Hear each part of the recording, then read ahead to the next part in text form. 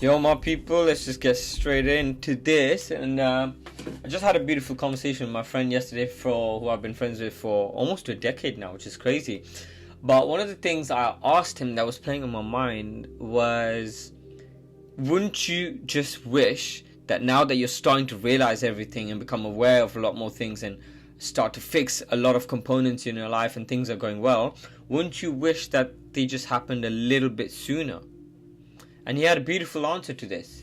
I truly believe he had a really beautiful answer to this, because his answer to this was that after he summarized a lot of the things that I'm going to talk about, even if he were to start in his 30s, which he's got his own business now, but even if he were to start his own business in his 30s, he wouldn't change it for a damn thing.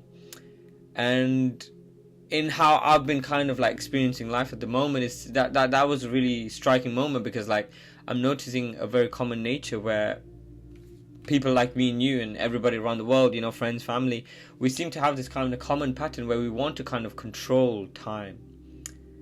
We want to dictate the pace at which we experience things, and life has a very ironic and interesting way of showing us that we have no control over it. It's a very ironic kind of concept that we get to experience, you know. The more you try to control, the less you find yourself being able to. And letting go is usually what people come to realize and experience is the only way to go about it, you know, letting go. Because there are so many things outside of your control, and only putting your best foot forward is within your control, and within one of the only very, let's say, good things that you can do when you're trying to reach an outcome. And part of like even a podcast I was just listening to in Chris Williamson's most recent podcast, I can't remember the name, but it was with some guy called Robert, and he said that even there isn't a possibility where a different outcome would have happened. So ruminating and spending energy, because that's what that costs a lot of energy, to spend time worrying and taking up that space in your mind to worry about what you should have, would have, could have done, you know, is pointless, because you have no control over it. You know, you cannot control it, because nothing could have happened where a different outcome would have occurred. You couldn't change that for the world. You know, every single particle of your being was necessary for the decision you made in that very moment. And we can't play life. Like that's just a bold statement to even want. You know, you can't play God and try and dictate and do things differently, which is where the power in the present moment really lies. You know, it's all you have. It's all you ever had. You never had the past nor the future. And, you know, anxiety exists because you're living in a time other than the now. Because your body and the mind is separate than the reality you're experiencing right this very moment. Right? And these are some of the concepts I'm also learning, and that I want to share with you guys, because some of these books like Eckhart Tolle, The Power of Now, you know, the whole Joe Dispenza kind of talks and manifestation and all of that, frequencies, like it's really quite an interesting kind of realm that I've been diving into. And alongside that whole conversation that me and my friend had about, you know, would he do things differently because of how things kind of seem so structured now, came from the initial topic of the habits. You know, the habits that we've developed and adopted throughout the years. And that made me kind of reflect on a lot of things, because where I am now and what he was telling me where he is now is the fact that it's a result of every habit we've been able to stay consistent at implementing, you know, in terms of routine wise, in terms of productivity wise, in terms of goal achieving, whatever it may be, you know, relationships, fitness, health, wealth, like regardless of it, the habits you put in place are the foundation, the backbone of what's going to allow you to achieve your outcome, you know. And those habits, they do compound, and they compound very, very fast.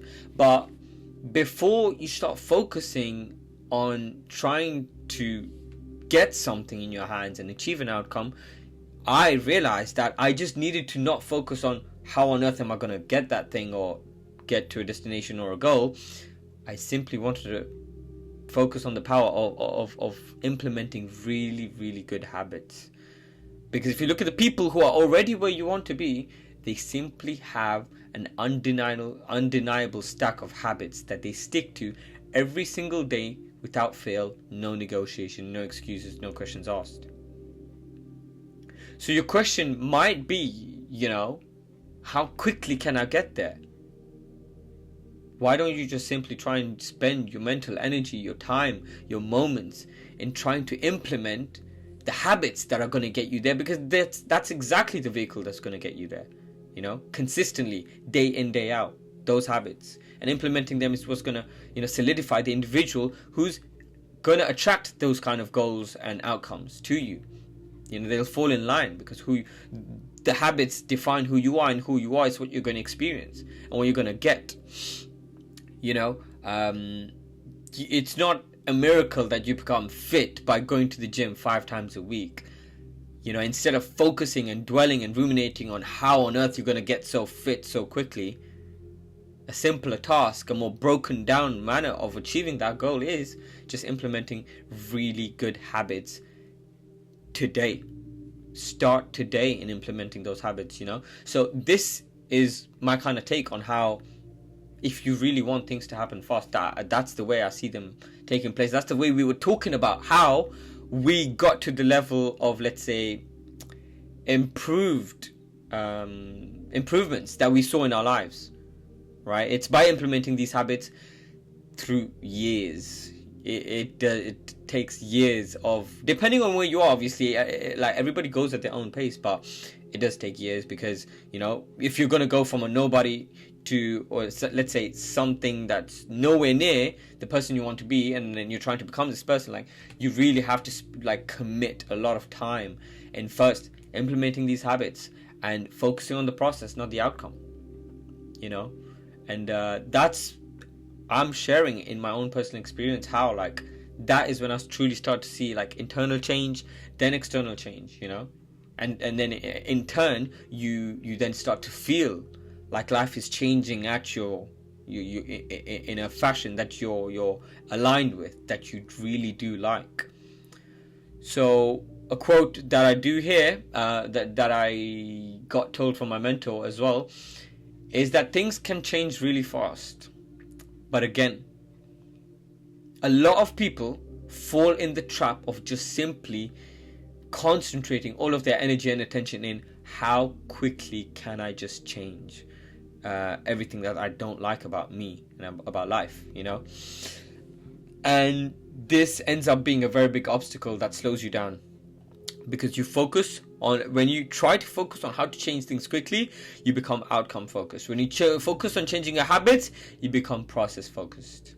And by default, by design, that process focus leads you to better habits, which leads to compounding, which in turn gives you the life you're chasing for so badly.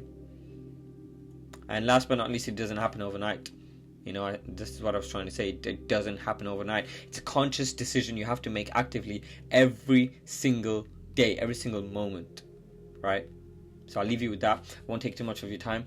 I hope that I can stay as consistent as possible. And again, I'm not focused on what outcome this is going to produce. I just love doing this, and I do hope that, well, not hope, but I want to make this a habit of mine. And it's not even been 100 days yet, and that's part of what is the amazing part about having that 100-day challenge that I've set for myself. So day in, day out, we can get there. So peace out, people. Take it easy.